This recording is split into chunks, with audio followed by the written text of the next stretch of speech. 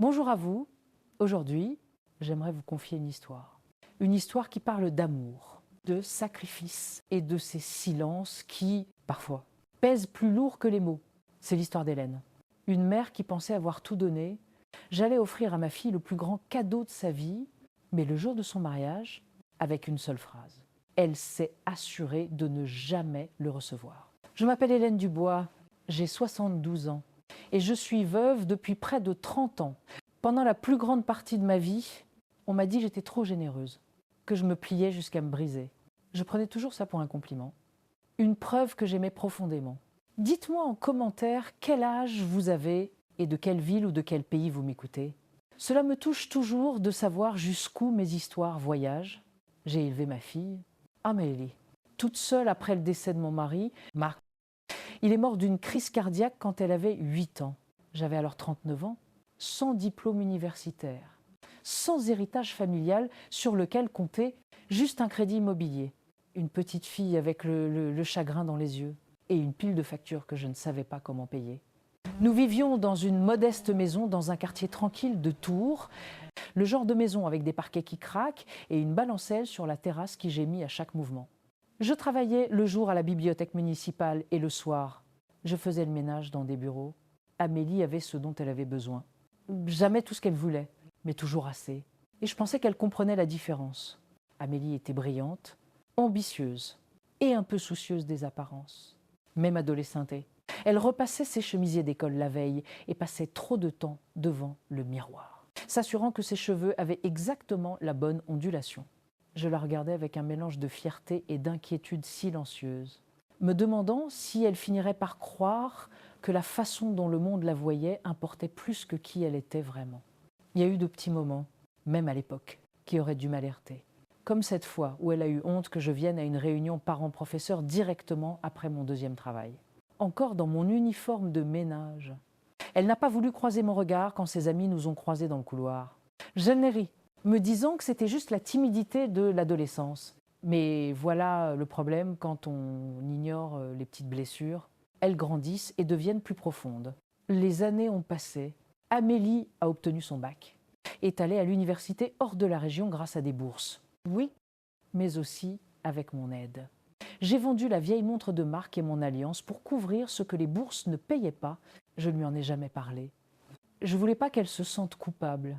Je voulais qu'elle prenne son envol. Quand elle est revenue s'installer en ville, elle avait un diplôme en marketing et un poste dans une grande agence du centre-ville. Elle parlait différemment, s'habillait différemment, bougeait différemment. Elle se comportait comme quelqu'un qui essayait de laisser son ancienne vie derrière elle. Et j'ai commencé à me demander si cela m'incluait. Pourtant, j'étais fière. Je parlais d'elle avec admiration aux dames de la paroisse. Je gardais sa photo de remise de diplôme encadrée sur la cheminée.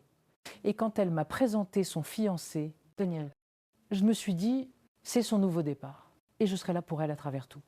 J'ai pas remarqué tout de suite qu'elle avait cessé d'amener Daniel à la maison, que nos dîners devenaient rares et précipités, que lorsque nous voyions, elle orientait la conversation loin de ma vie pour la ramener à la sienne.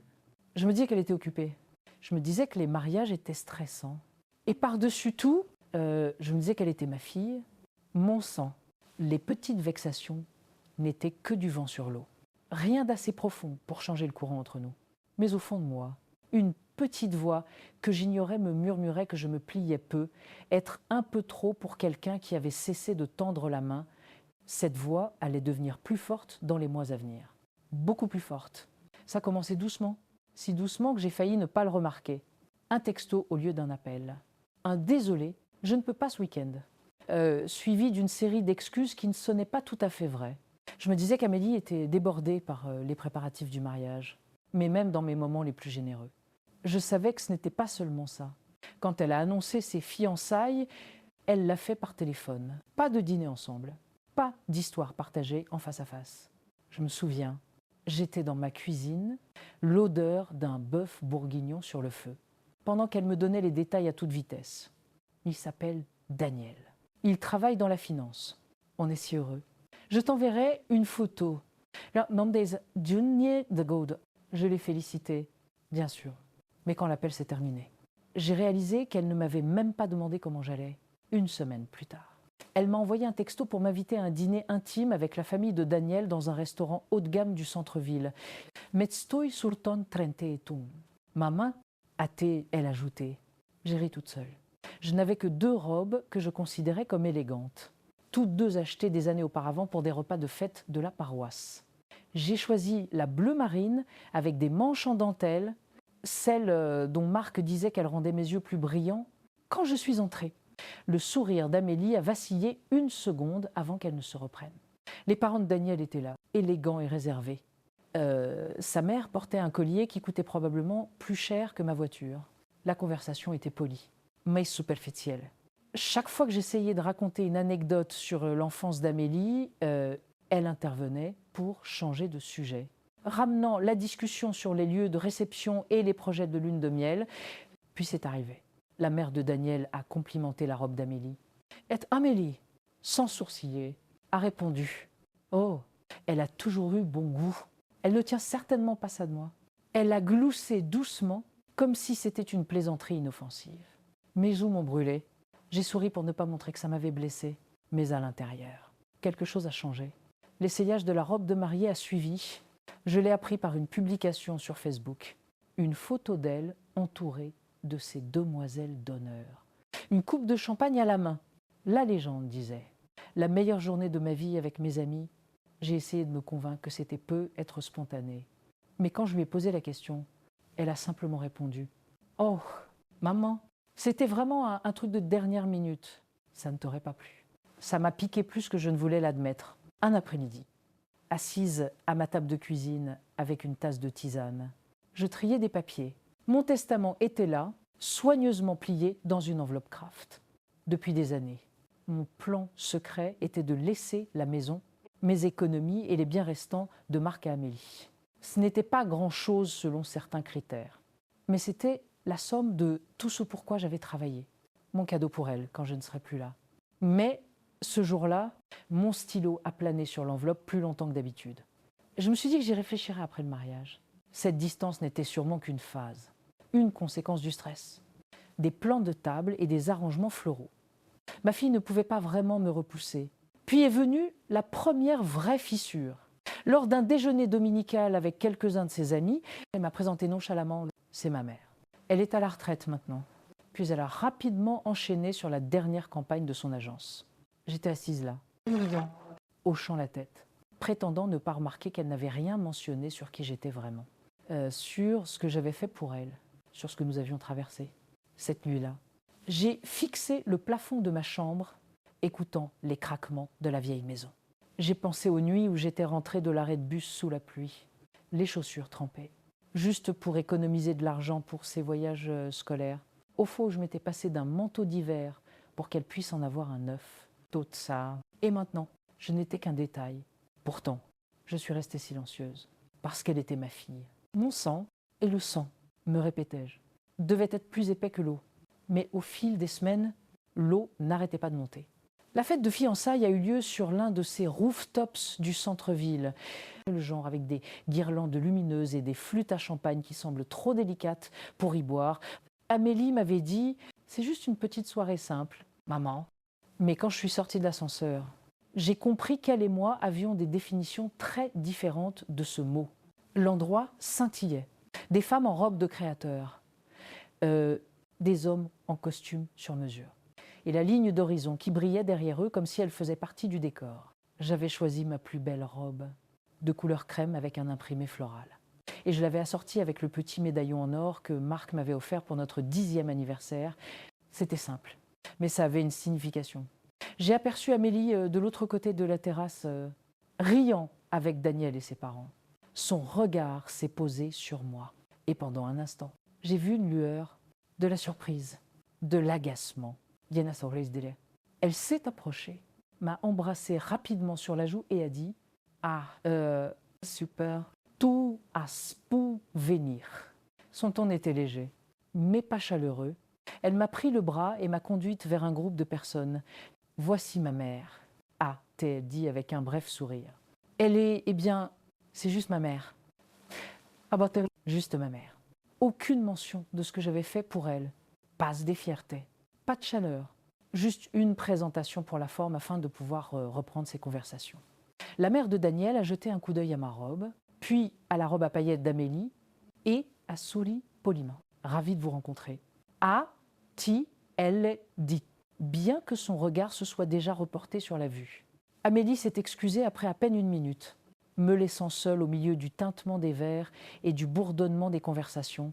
Plus tard, alors que le photographe se déplaçait dans la foule, Amélie m'a fait signe de venir pour quelques photos de famille. Je me suis tenue à côté d'elle, souriant quand elle s'est penchée légèrement et a murmuré. La prochaine fois peut être quelque chose de plus chic, mais ça va pour ce soir. Je me suis figée une demi-seconde. Le sourire toujours fixé sur mon visage pour l'appareil photo. Chic, ai-je répété doucement, mais elle se tournait déjà vers Daniel. J'ai senti la chaleur monter à mes joues. Je ne savais pas si c'était de la gêne, de la colère, ou les deux. J'ai passé le reste de la soirée en marge de la foule, sirotant un unique verre d'eau, regardant ma fille papillonner de groupe en groupe comme une hôtesse parfaite, pendant que moi, j'étais là, invisible, à un moment donné. Une femme que je ne connaissais pas s'est penchée vers moi et a dit « Vous devez être si fière d'elle. Elle épouse un homme d'une si bonne famille. » J'ai dégluti difficilement. « Oui !» ai-je dit doucement, fière, mais à l'intérieur, quelque chose était en train de basculer. Une recalibration silencieuse. Dans le taxi qui me ramenait à la maison, les lumières de la ville se brouillaient à travers la vitre. J'ai de nouveau pensé à mon testament. J'avais prévu de le rendre officiel après le mariage, pour donner à Amélie la sécurité que j'avais toujours voulu pour elle. Mais à quoi bon laisser quelque chose à quelqu'un qui ne pouvait même pas me regarder sans y voir un défaut à corriger? Je me suis dit de ne pas être impulsive. Peut être qu'elle était sous pression. Peut être que c'était juste la foule, le lieu, le stress. Mais au fond de mon estomac, je savais que ce n'était pas l'affaire d'une seule soirée. C'était un schéma. Et les schémas ne changent pas juste parce qu'on espère qu'ils le feront. En rentrant, j'ai suspendu ma robe avec soin. Mon médaillon a capté la lumière alors que je passais devant le miroir. Je l'ai touché, pensant à Marc. S'il avait été en vie, j'ai douté qu'Amélie aurait osé me parler de cette façon devant lui. Je suis allée me coucher cette nuit-là avec une décision qui se formait dans mon esprit. Je n'agirai pas tout de suite, pas avant d'être certaine. Mais si elle m'humiliait encore, je m'assurerais qu'elle comprenne une bonne fois pour toutes que mon amour avait des limites et je m'assurais qu'elle l'apprenne d'une manière qu'elle n'oublierait jamais. Une semaine après la fête de fiançailles, Amélie m'a appelé pour me demander de la retrouver à son appartement. Elle a dit qu'elle devait me parler du mariage. Ce qui, je supposais, concernait le plan de table. Les fleurs, ou peut être une liste de membres de la famille qu'elle voulait que j'invite. Son immeuble était l'un de ces complexes modernes et élégants, avec un concierge et des sols en marbre poli qui sentaient légèrement le citron et l'argent. J'ai pris l'ascenseur, mon reflet me fixant depuis les murs en miroir. Et je me suis rappelé de ne pas me sentir déplacée. Quand elle a ouvert la porte, elle était impeccable comme toujours. Cheveux relevés, maquillage parfait, pas un pli sur son chemisier en soie. « Entrez, ma main, hâtez », elle dit en s'écartant. Sa voix était agréable, mais avait une certaine vivacité, comme si elle cochait une tâche sur une liste. Nous nous sommes assises dans son salon, et elle a sorti un carnet. Bonne. Alors, pour le placement à la cérémonie, je pense qu'il serait mieux que tu t'assoies quelques rangs en arrière. Peut être avec certains des anciens collègues de papa de la bibliothèque. Ce sera plus confortable pour toi là-bas. Et ça permettra de garder une cohérence sur les photos de famille immédiates. Je l'ai dévisagé. Cohérence. Tout size pour que tout soit assorti. On vise une certaine esthétique. Ce n'est rien de personnel. A-t-elle ajouté avec un sourire, comme si cela excusait tout. J'ai hoché la tête lentement, bien qu'à l'intérieur, ma poitrine se soit serrée. Et la réception? Ai-je demandé? Elle a hésité. Eh bien, je pensais que tu pourrais être à une table plus calme, loin de la piste de danse. Tu n'es pas vraiment une grande danseuse. Et ça te donnera un endroit agréable pour discuter avec les gens. Tu sais, j'entendais les mots, mais ce que je ressentais, c'était l'espace qu'elle creusait entre nous. Pas seulement sur un plan de table, mais dans sa vie, quelques minutes plus tard, alors qu'elle parcourait ses notes sur la musique et les options de menu. Elle a ajouté, nonchalamment, ah aussi, pendant les discours.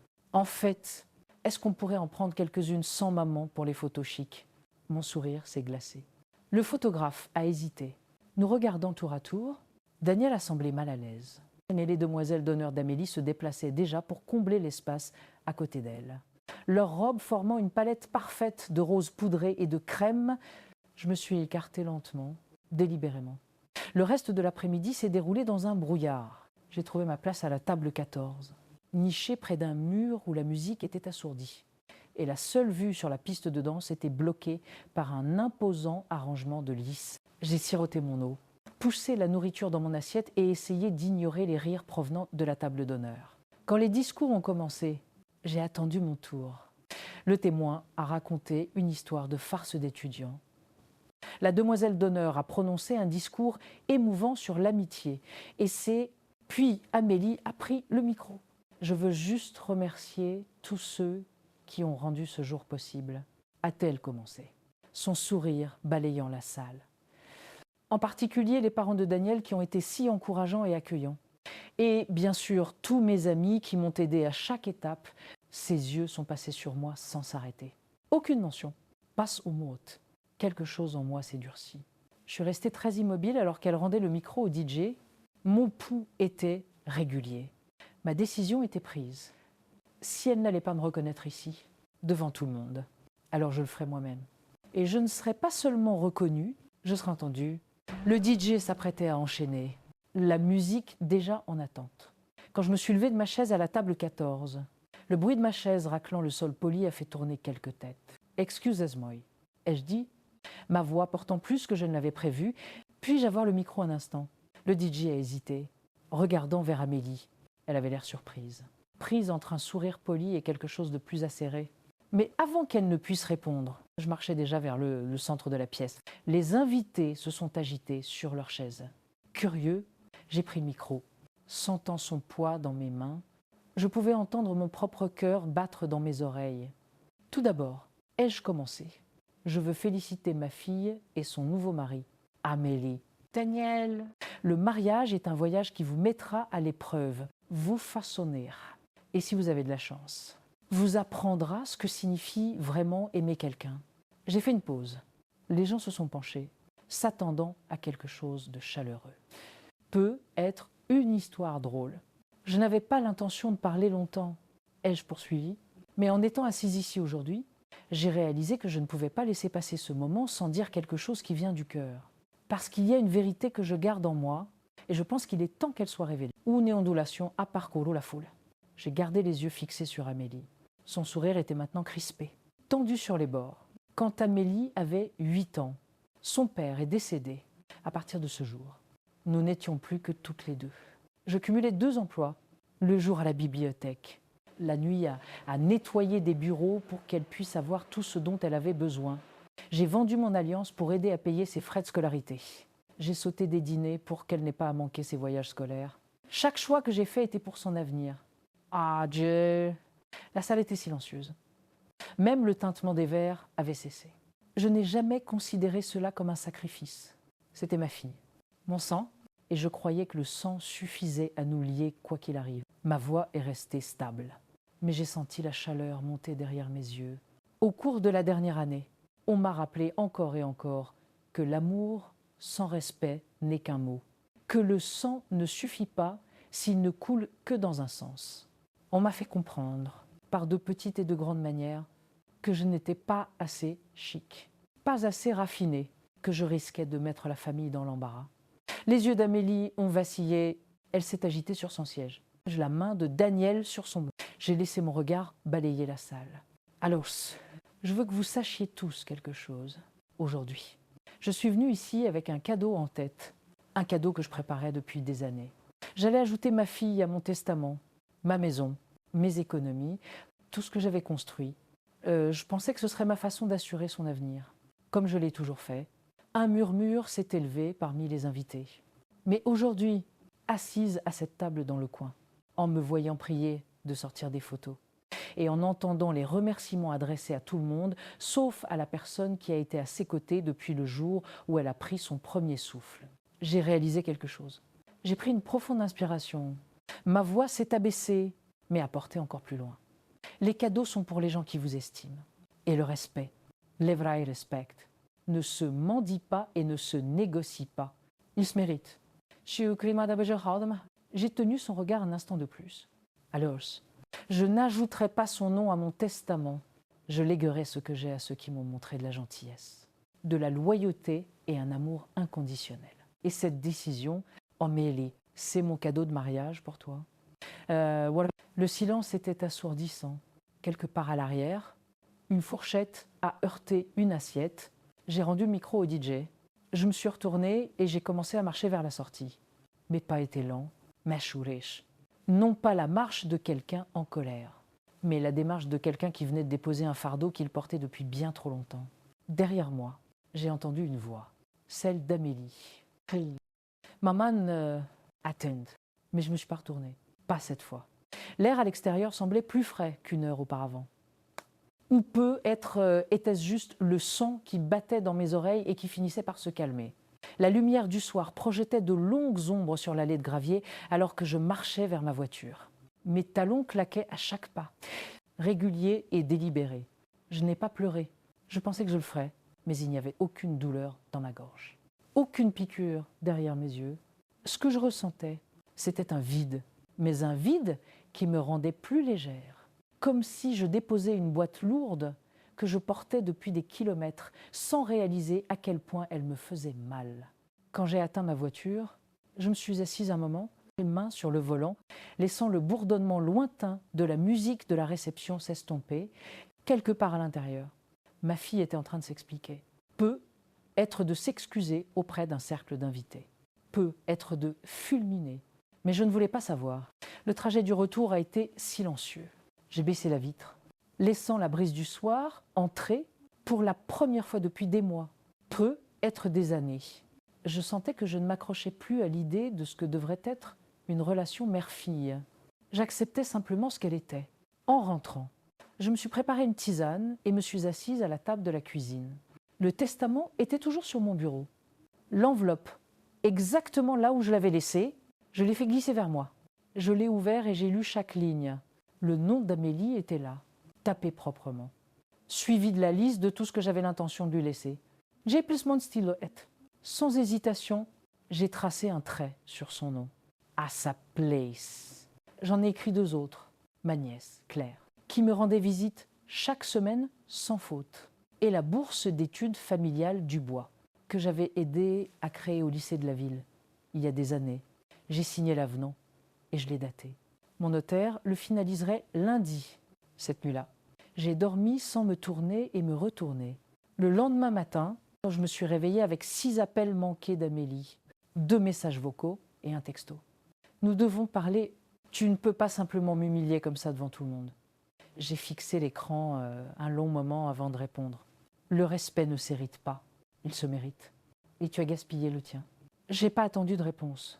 Au cours des jours suivants, les appels se sont raréfiés. Puis, ont cessé. La nouvelle du discours de mariage a dû se répandre, car j'ai commencé à recevoir des visites et des appels inattendus de parents dont je n'avais pas eu de nouvelles depuis des années. Certains offrant leur soutien, d'autres cherchant des ragots. Je leur ai dit à tous la même chose. Il était temps qu'elles comprennent le coût de ses choix. Marianne est venue un après-midi avec une tarte au citron. Nous nous sommes assis sur la terrasse, la balancelle grinçant sous nous. Et elle a dit « Tu avais l'air d'avoir 10 ans de moins quand tu es sortie de là. Je jure que j'ai vu le poids se soulever de tes épaules. » J'ai souri. Ce n'était pas pour me venger. Marianne, Marie, c'était pour ne pas la laisser réécrire qui je suis, aux yeux de tous les autres, ou à mes propres yeux. Meisa, Meisa, Meisa, Meisa, Meisa. 1 semaine plus tard, j'ai envoyé une lettre à Claire pour lui expliquer les changements dans mon testament. Je ne voulais pas qu'elle l'apprenne par des papiers après mon départ. Elle m'a appelé en pleurant, promettant qu'elle honorerait ma confiance. La vie a repris son rythme. Je lisais le matin. Je m'occupais de mon jardin l'après-midi et le soir.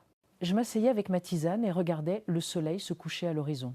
Il y avait des moments où je pensais à Amélie, non pas avec amertume, mais avec une sorte de tristesse lointaine. Je l'aimais toujours. Cela n'avait pas changé. Mais l'amour, avais-je appris, n'exige pas que l'on reste dans un endroit où l'on n'est pas estimé. Certains soirs, j'ouvre le médaillon autour de mon cou. celui avec la photo de Marc à l'intérieur. Et je lui disais doucement, j'ai fait ce que tu aurais fait. J'ai protégé ce que nous avons construit. Et dans ces moments-là, je savais avec une certitude absolue que c'était le bon choix. Non pas parce que ça lui avait fait du mal, mais parce que cela m'avait enfin guéri.